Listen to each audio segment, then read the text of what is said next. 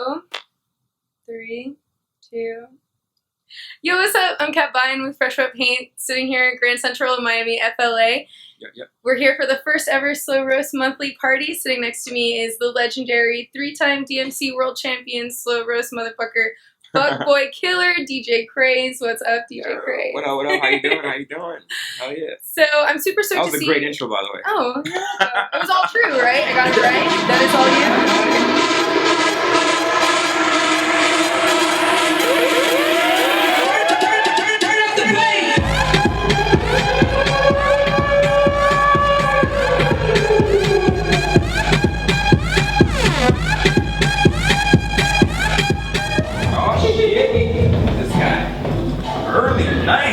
Oh yeah. So this is my friend Aris, and this is Alvin. Aris. I'll be right back. I'm just gonna do some quick.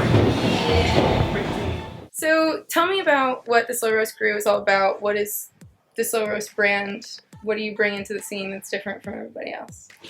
Slow Roast is a label, subsidiary of Fool's Gold. Me and Jake Kill the Noise. We started about 2-3 years ago, and we were just on some fans of each other. We wanted to put each other's music out, and we just thought we could do it with our vision, the way we want to do it, how we want to do it. A-Track heard about it, and A-Track's one of my homies. He was just like, why don't I help you out with it? And because they've been doing it for a long time. We were just brand new. We didn't have a clue. We were just like, yo, we got dope tunes. True, yeah. But you've been in the scene for a long time. I'm sure that you had thought about in your career how you would want to run things if you were in charge of a label, something like that. Yeah. I mean, I had a label before this called Cartel Recordings. It was a drum bass label with my boy Juju. So I kind of knew how to run it, but my boy Juju, was actually the one running it. I was kind of like, yo, you were the pig, you were the master. Yeah, exactly. I was like, yo, let's sign this, let's sign that, let's put out this. I didn't know the business side of it or the work side of it. So yeah, with Jake, I was just like, all right, let's get serious about this shit. I know you're gonna blow up, kill the noise. I was like, yo, you're one of my favorite producers. Doing awesome. Yeah, he's doing amazing, and he was like, Craze, I think it's hot. Let's do it. And so history was made. History was made at Gold Rush. Oh, it's for real? That's what's up. Tell the people what Gold Rush is if they don't know. Oh, Gold Rush is a strip club here in Miami, in front of Space. One of the finest. One of the best. Now it's closed. I know. Sad. That sad is day. sad. Anyway, yeah. So let's talk about what you're here doing. You got the Slow Roast Monthly, and we talked in a previous interview about what your hopes are for the party, but tell me a little bit more about why this residency is special for you, what you're trying to do with the party. Well, first of all, it's in Miami. And I don't really do that much stuff in Miami that I want. Not that I want. Hold on, let me word this right so I don't fucking mess everything up. Yeah, exactly. If you check my Ustreams out, that's exactly what I like to play. New, fun music that I'm into, and just try to test waters out. Like back in the day, DJs used to break music. Right. We didn't just used to play the hits for the crowd and everything, which is amazing because I love doing that shit. But back in the day, we used to break records. We used to introduce kids to new music, and people used to love that shit. Now people just want to rage to what they're used to. And I thought, hey, let's do a party where it could be like what I do in my Ustreams with people there. You know what I mean? Which is great. And I mean, your Ustreams are kind of legendary. At least I know with my group of friends, if you say that you're about to get on, everyone's sending me a message on Facebook yo, get on the link. DJ Craze about the Ustream. Is there any rhyme or reason to your Ustreams? Where can we check this out, and when are you usually doing them? Oh, my Ustreams are every second Wednesday of the month. It's real easy. Ustream ustream.tv/Crazeroni. My just shit, all my shit, just yeah. like Twitter, just like Instagram, everything is Crazeroni.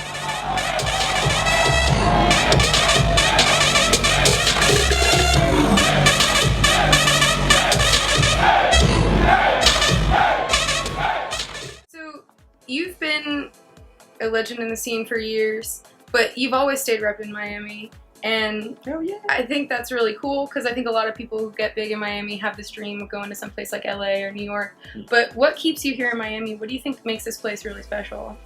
I grew up here. That's it. I grew up here. Family's here. My mom's here. I'm comfortable here. this is where I grew up. Like, I was gonna move to LA. Like, I'm not gonna front. Like 2-3 years ago, I was thinking about doing it, but it wasn't like to be bigger or for my career. It was more of I just wanted something new. Yeah. I mean, I felt like, oh man, I've been here for so long, and yeah, it was around the dubstep time, and I was just like, I'm not really trying to get into the vibe, and I just felt like I need something new. I need something fresh. But my mom was like, if you leave, I'm not going to have nobody else here, because my sister had left to North Carolina, and my brother had left somewhere West Palm. So I was just like, eh.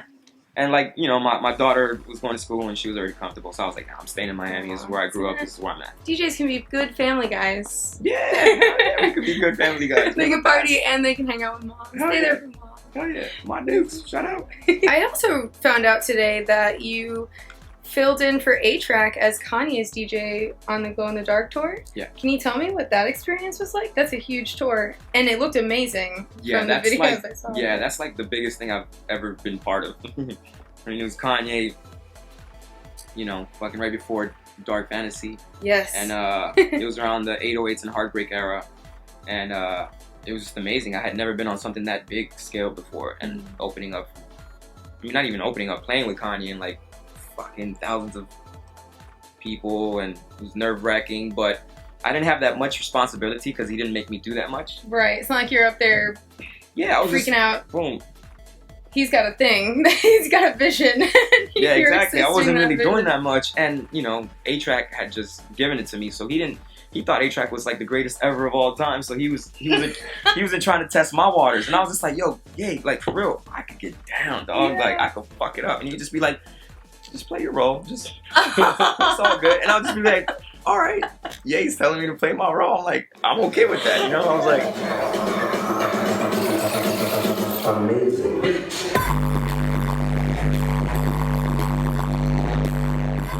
I also want to ask, you've had your fingers in so many different things, and you even talk about VIP DJ sets as you see it as a challenge.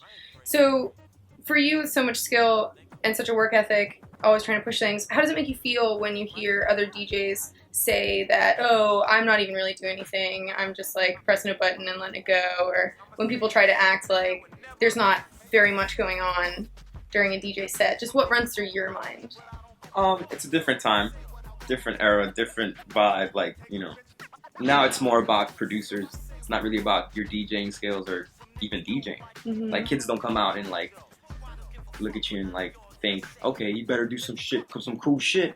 You know what I mean? They're more worried about like, you better do this. No.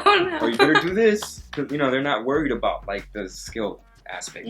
I think. No, not all the kids, but like, they just want to go out, rage, have a good time. Right. They don't give a fuck what you're doing. Do you think kids. Do you think we're ever gonna kind of see a shift back to a respect for the art and the craft? I think so. I mean, there's a lot of kids that still respect that shit. That's what, you know, like when people see me sometimes, they're just like, whoa, we didn't know DJs are supposed to do that. And I'm just like, word, that's where I come in. Yeah. You know, that's what makes me special, because I'm not the greatest producer yet. But it doesn't bug me. Like, it bugs me when it's just so obviously like cheerleading. You feel me? Like, that's when Doing I'm just the like, Jesus Christ pose. yeah, I'm just like, my man, really? Like, you're gonna stand up there and like just press one button for like every 10 minutes and just stand up there like, kind of touch things, like.